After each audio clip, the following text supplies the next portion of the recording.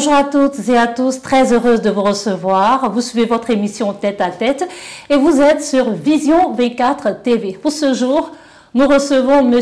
Hermando, président de la FACACI. Bienvenue à toutes. M. Hermando, bonjour. Bonjour madame. Bienvenue dans nos locaux. Merci bien.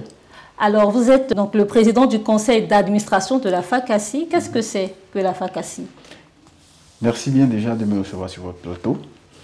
La FACACI est la Fédération des associations de consommateurs actifs de Côte d'Ivoire, une fêtière d'associations pour la défense des consommateurs. Quelles sont ses missions? La FACACI a principalement comme mission la défense des droits et des intérêts des consommateurs de Côte d'Ivoire. Elle a pour mission également l'éducation, la sensibilisation, la formation des consommateurs de Côte d'Ivoire. Alors, quelle valeur accorder à une association de consommateurs dans une économie de marché où les prix ne sont pas, par principe, administrés par l'État, mais plutôt par la loi de l'offre et de la demande?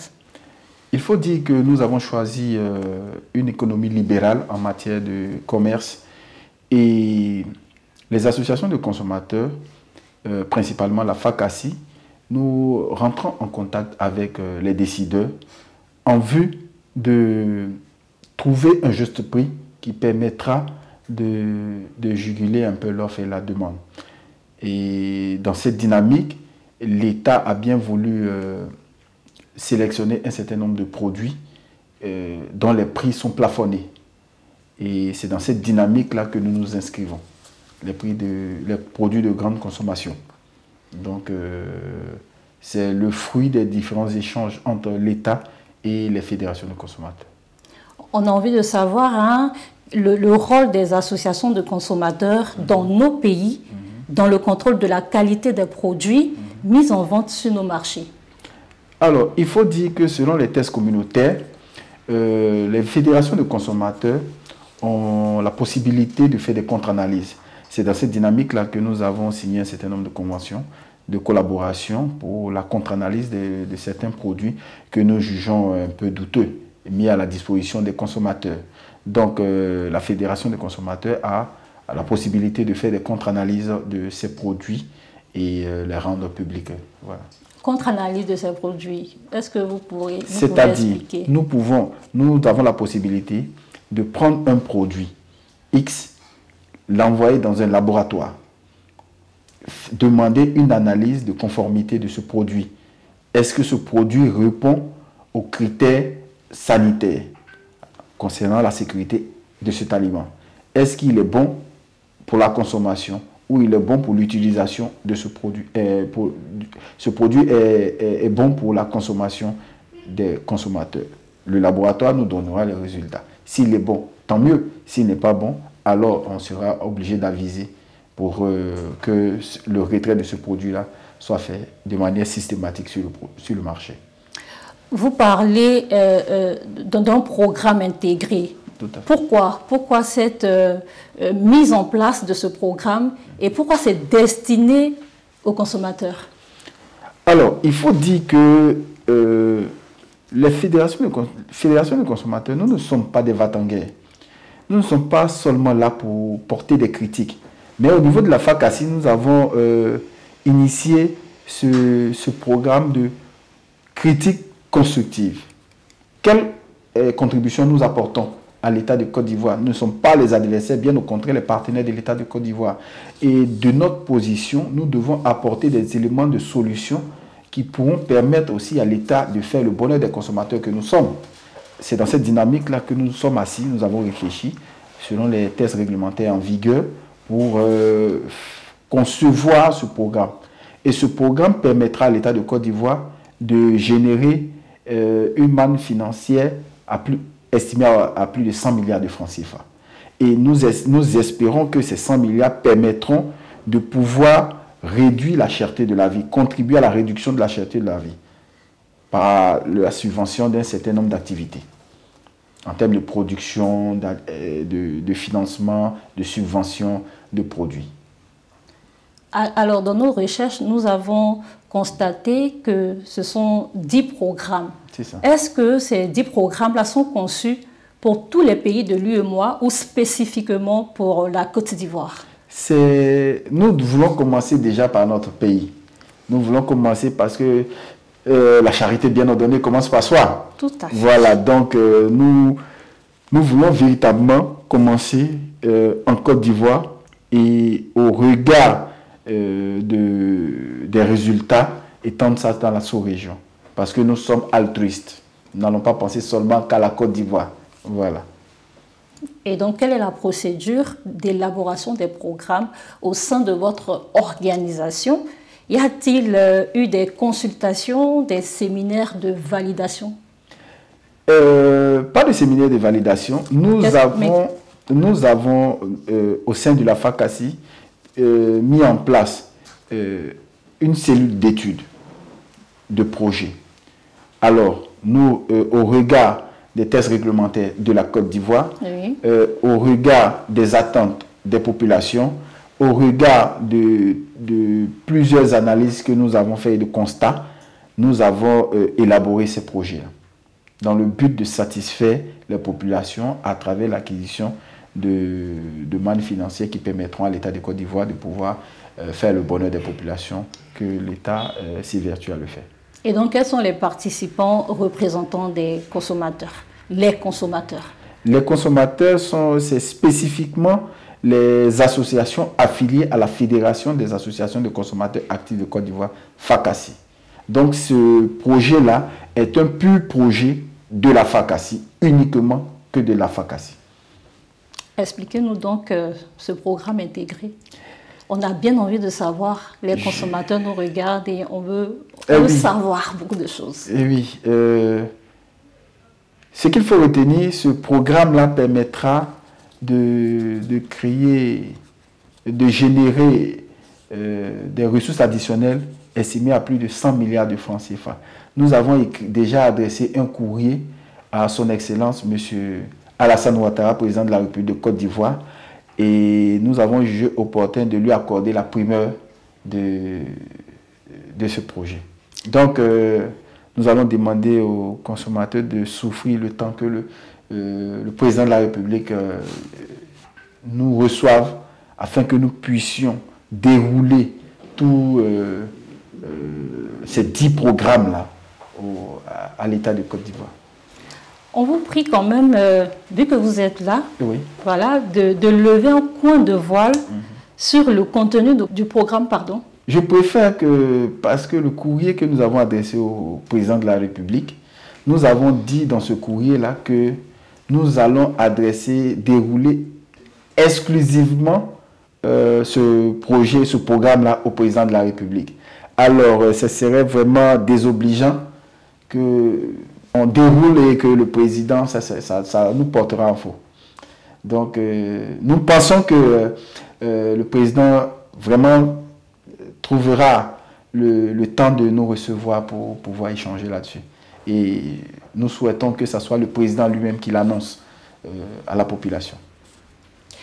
Monsieur Armando, je vous en prie. Vu que vous êtes déjà là, oui, vous êtes à une chaîne de télévision, les consommateurs vous regardent, oui, les consommateurs vous suivent, oui, et c'est mieux de nous donner un tout petit peu, on est curieux en fait de savoir ce que notre président pourra dire en face, quand il sera en face du président de la République. Donc un tout petit peu, lever un tout petit peu un point de voile sur le programme. Qu'est-ce qui sera dit?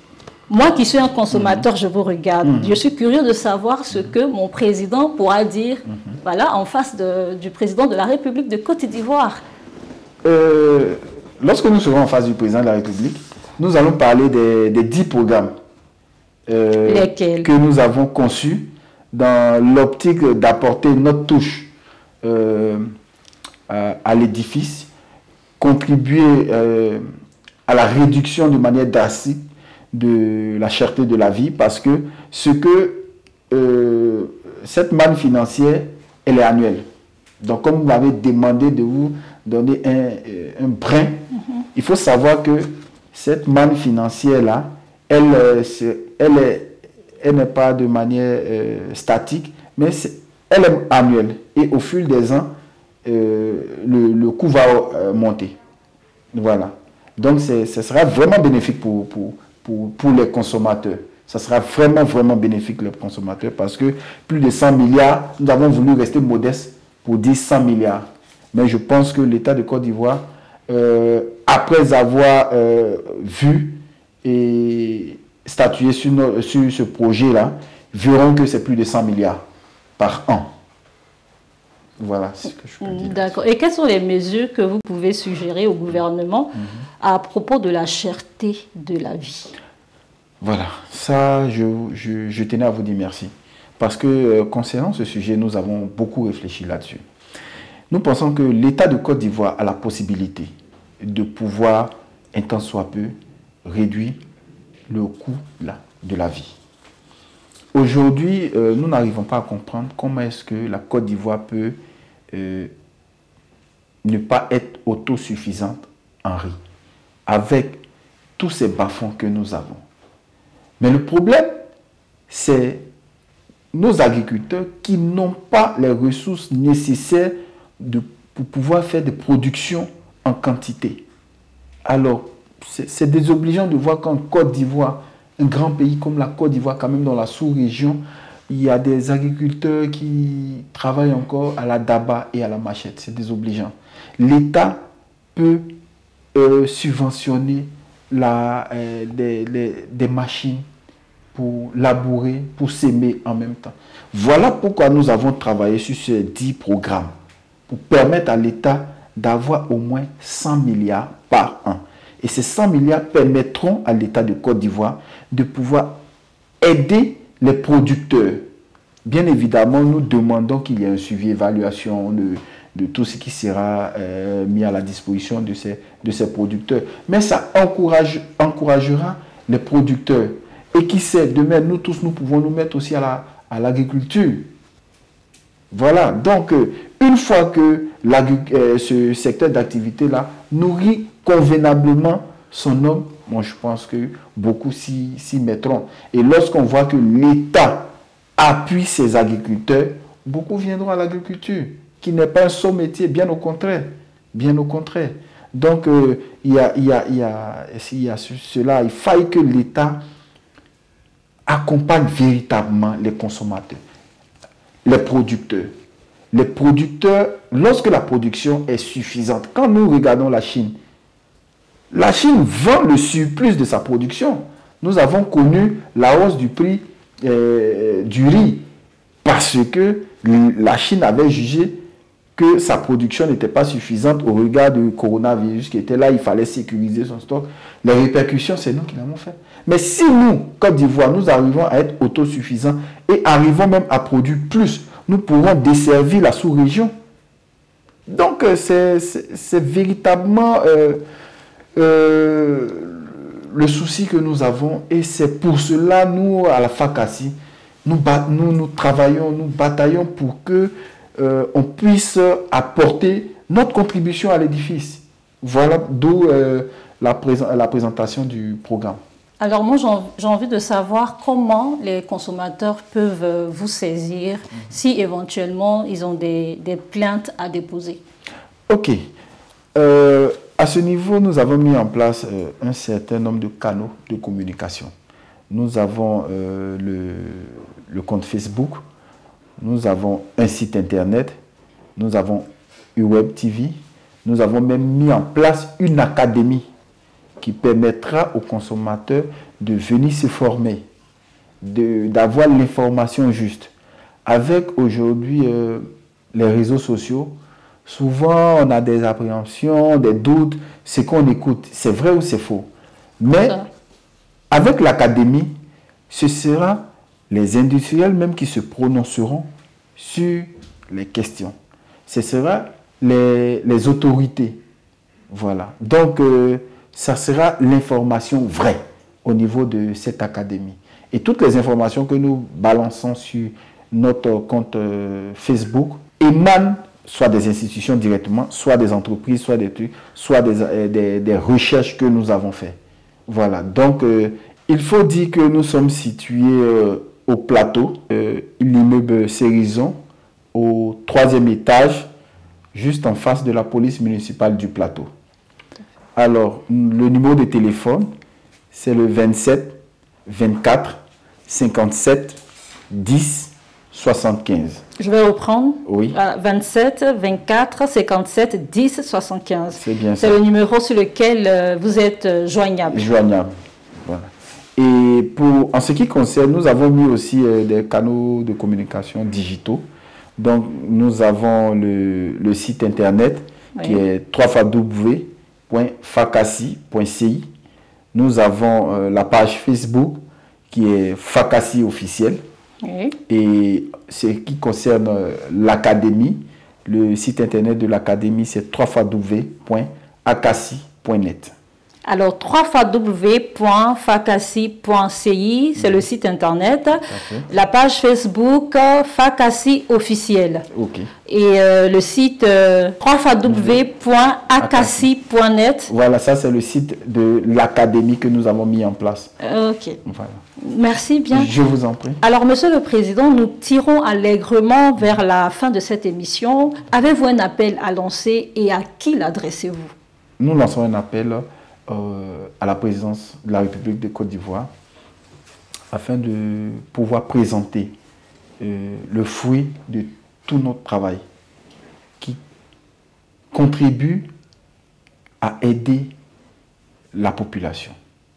Notre objectif, c'est de pouvoir bâtir cette Côte d'Ivoire pour le bonheur des populations. Comment est-ce que nous allons apporter notre pierre à l'édifice? L'État fait beaucoup. L'État fait beaucoup. Et nous, fédérations de consommateurs, nous devons apporter notre pierre, notre contribution.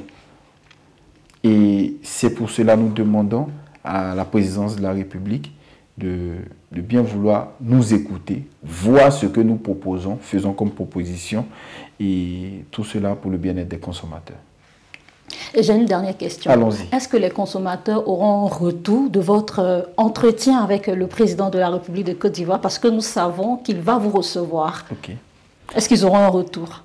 Nous l'espérons. Nous l'espérons vivement qu'il y ait un retour. Voilà. Et connaissant la politique du président de la République, nous pensons qu'il y aura un retour. Merci bien. Je vous en prie. Merci de votre disponibilité. C'est moi qui vous remercie. Malgré votre agenda aussi bien chargé, vous avez trouvé un petit bout de temps pour être ici. Nous vous remercions. Je vais rapidement rappeler le numéro de téléphone 27 24 57 10 75. C'est le numéro, je rappelle, sur lequel vous êtes joignable. Monsieur Armando, président de la Fakassi, alors merci encore d'être sur Vision 24 TV. J'espère que vous, téléspectateurs, vous avez pris un réel plaisir à nous suivre. C'est fini pour aujourd'hui. Nous vous donnons rendez-vous pour un autre numéro de Tête à Tête. D'ici là, portez-vous bien. Merci à toute l'équipe de la production. Je vous dis au revoir.